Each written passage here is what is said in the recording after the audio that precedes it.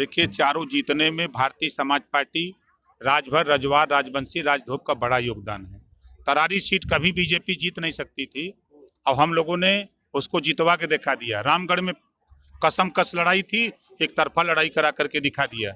आप वहां थे, मंच पे देखा आपने कि मजबूर कर दिया। 1 महीने के अंदर जो हम लोगों ने पर्चा वापस किया था ना, लाल बत्ती लेने जा रहे हैं उसके एवज में, जो उम्मीदवारी रद्द की गई थी सर, उसी के एवज में एक हमारा अध्यक्ष होगा जिसको गाड़ी मिलेगी, बंगला मिलेगा, उसको चलने की व्यवस्था मिलेगी। 25 सीट पे चुनाव लड़ेंगे।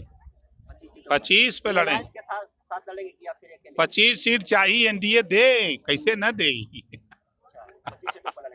बिल्कुल हताशा और निराशा है। संभल में जिन लोगों ने पहली बार मुसलमानों ने बीजेपी को वोट कर दिया, सपा की जमानत जब्त हो गई, तो वोट देने वाले या वोट न देने वालों के बीच में, सपा के वोटर और बीजेपी को वोट देने वालों के बीच में झगड़ा हुआ है। इस झगड़े को लेकर के विपक्ष परेशान है कि मुसलमान कहीं हमारा साथ छोड़ दिया तो हमारा क्या होगा। शोले फिल्म में जैसे गब्बर ने कहा कि तेरा क्या होगा कालिया।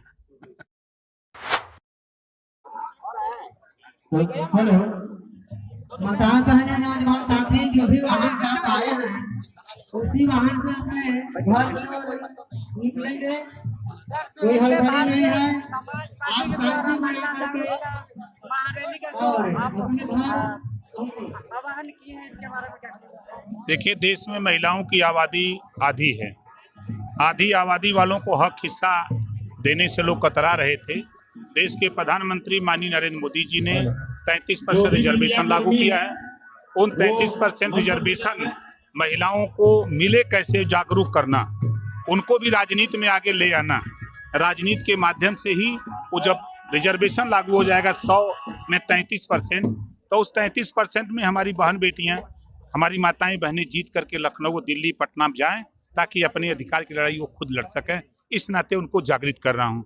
नौकरियों में उनको 50% आरक्षण मिले ताकि बहन बेटियां दरोगा बन के, एसपी बन के, डीएम बन के वो भी निकलने लगे बड़ी संख्या में, ताकि वो अपनी सुरक्षा कर सकें। इस उद्देश्य से हम लोग पूरे देश में, चाहे वो बंगाल हो, चाहे बिहार हो, चाहे यूपी हो, चाहे महाराष्ट्र हो, गुजरात हो, उत्तराखंड, छत्तीसगढ़, पूरे देश में इस अभियान को हम लोग चला रहे हैं। सर, बिहार में जिन 4 सीटों पर चुनाव हुआ, चारों सीटें जो एनडीए के खाते में चली गई और एक सीट पर तो आपने खुद प्रचार किया था, रामगढ़ जी, क्या कहेंगे?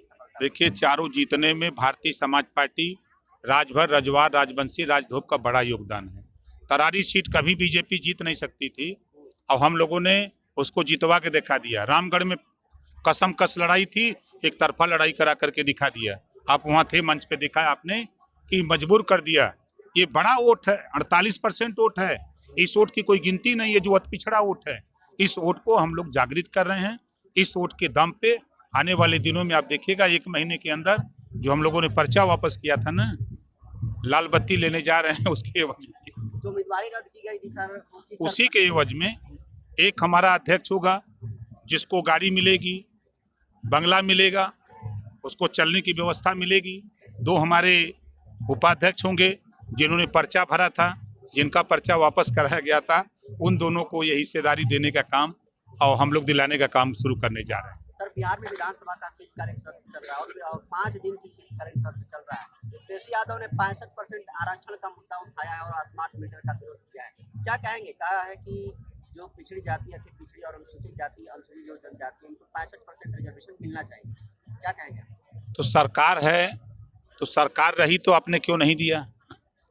जब सरकार उनकी रही, 76 बार रही है, 68 बार रही है, ये लोग क्यों नहीं देते हैं? जब चुनाव नजदीक आता है तो कोई 65% की बात करता है, कोई 100% की बात करता है। सरकार में जब सब लोग रहते हो तो हिस्सेदारी क्यों नहीं देते हो? क्या कारण है? सर, इमामगंज में चुनाव भी था, 4 सीटों में से इमामगंज की एक सीट थी और चिराग पासवान वहां पर प्रचार करने के लिए नहीं जाते हैं। अब उनको लेकर एनडीए के है आनंद मोहन, जो कि बाहुबली विधायक कहे जाते हैं, उनका सवाल उठाया और कहा है ये प्रशांत किशोर को जिताने के लिए वहाँ पर प्रचार प्रसार नहीं करने के लिए गए, क्योंकि जो जन स्वराज के उम्मीदवार थे वो पासवान जी जाति के थे और उनको वोट भी अच्छा खासा है। क्या कहेंगे आप? वो कह रहे हैं के साथ तो है लेकिन इंटरनली दूसरों की मदद कर रहे हैं। देखिए, वो उनका विषय है। हम अपनी ताकत खुद तैयार कर रहे हैं। आज आपने इस तेलपा के मैदान में आपने महसूस किया होगा, कुछ तो महसूस हुआ होगा। ये पहली बार हम लोग ही नहीं, इस तेलपा मैदान में पहली बार हम लोग कार्यक्रम किए हैं और इस कार्यक्रम से आप खुद महसूस कर सकते हैं कि भारतीय समाज पार्टी किस ऊंचाई तक पहुंच चुकी है। अंदर अंदर हम लोग 20 साल से काम कर रहे थे, अब चुनाव नज़दीक हैं, अब अभी तो नवादा किए, अरवल किए, अब अगला हमारा पड़ाव जो है सीवान में है और सीवान में भी इसका कम से कम 1.5 गुना भीड़ होगी।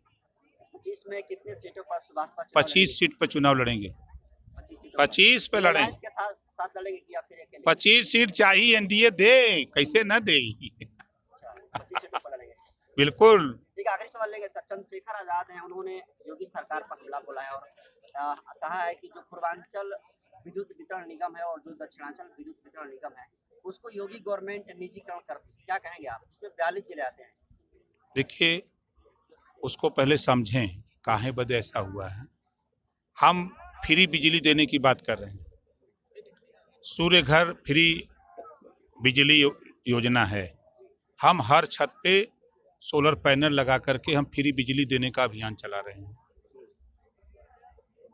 10,000 रुपया खर्च होगा पूरे देश में, 10,000 रुपया लागत होगी तो 7,500 रुपया सरकार देगी और 2,500 रुपया वो उपभोक्ता को लगा करके वो लगवा ले, फ्री में बिजली चलावे, कोई दिक्कत नहीं है।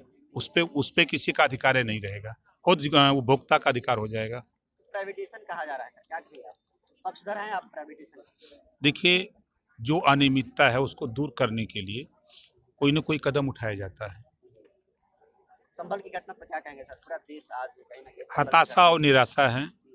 संभल में जिन लोगों ने पहली बार मुसलमानों ने बीजेपी को वोट कर दिया, सपा की जमानत जब्त हो गई, तो वोट देने वाले या वोट न देने वालों के बीच में, सपा के वोटर और बीजेपी को वोट देने वालों के बीच में झगड़ा हुआ है। इस झगड़े को लेकर के विपक्ष परेशान है कि मुसलमान कहीं हमारा साथ छोड़ दिया तो हमारा क्या होगा। शोले फिल्म में जैसे गब्बर ने कहा कि तेरा क्या होगा कालिया।